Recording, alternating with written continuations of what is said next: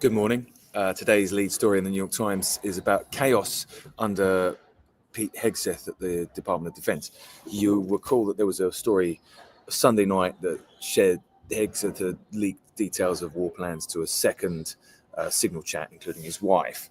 And since then, the pressure's been on him. Even though the Pope died and took the front page away yesterday, Hegseth's back today. And the common consensus, I think, on Google and everywhere around commentary spaces is that Hegseth will go soon.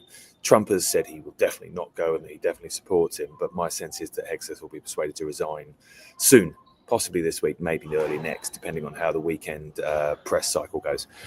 Fascinating revelations in this article, including common screaming matches in Hegseth's office between him and his staff and the staff and themselves. There's also kind of really strange bureaucratic delays going on. So Trump had directed Hegseth in his office to do something fairly serious, kind of Iranian nuclear stuff. I don't know what it was, but they'd been ordered to kind of prepare a package of defense stuff. And for 3 weeks, the order sat on Hegseth's desk unsigned, and the White House kind of prompted him every day by phoning, and nothing happened.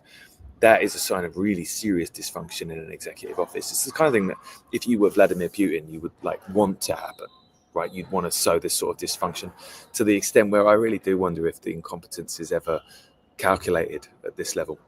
Hegseth has been apparently considering firing his chief of staff, but I don't think that's going to help him. His chief of staff and him apparently engaged in reminiscing about a recent trip to a strip club in a meeting with a veterans association recently. Not a great look. Hegseth has also spent some time demanding loyalty from his senior lieutenants. He's threatened to polygraph people. He's fired 3 staff last week for allegedly leaking. Then another member of the staff resigned and wrote a really savage piece in Politico saying that Hegseth's a disaster and should himself resign.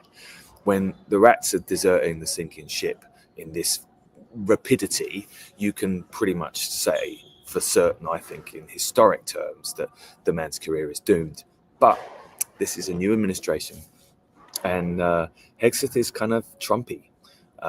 He's talked about getting rid of woke ideology in the military. He wants to focus on war fighters. He spent a lot of time on Twitter posting photographs of himself working out with troops, despite the fact that he's old, out of shape, and an alcoholic.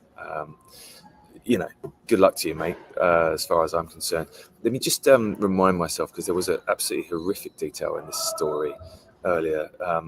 The thing that Trump ordered was he gave an executive order calling for the fielding and deployment of a missile shield to protect the United States from attacks by adversaries like North Korea and Iran. It's not a minor order that for government. President says, I want a missile shield. You don't just sit on it for a month unless you're crazy and incompetent. Other stuff. The Republican lawmaker Don Bacon from Nebraska is the first Republican lawmaker to call for Mr. Hegseth ouster. He said that on Monday. I mean, I don't know what else. The funniest thing about this is there's a guy called Derek Guy who's a tailoring consultant. He has a really good Twitter feed where he just talks about tailoring and workwear, and obviously I follow it because, as you can see, I'm so well dressed.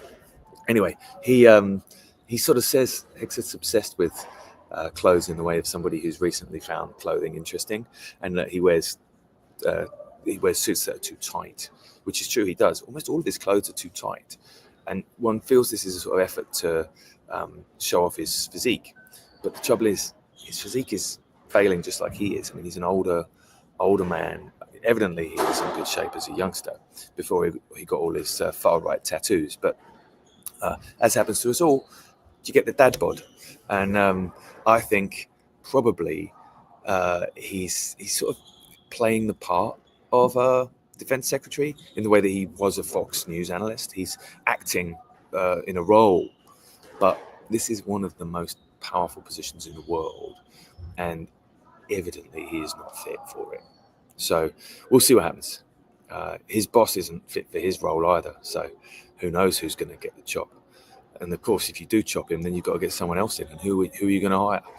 Plus, Elon Musk wants to cut 200,000 staff from the organisation. And I think he's fallen out with Musk over that. But Musk's company stock fell hugely over concerns about profitability yesterday. And I think Musk's also distracted. Can't wait for 2028. Thanks for letting me read the newspaper so that you don't have to. My name's Matt Davis, and I'll be here every weekday morning doing the same thing. Have a great day.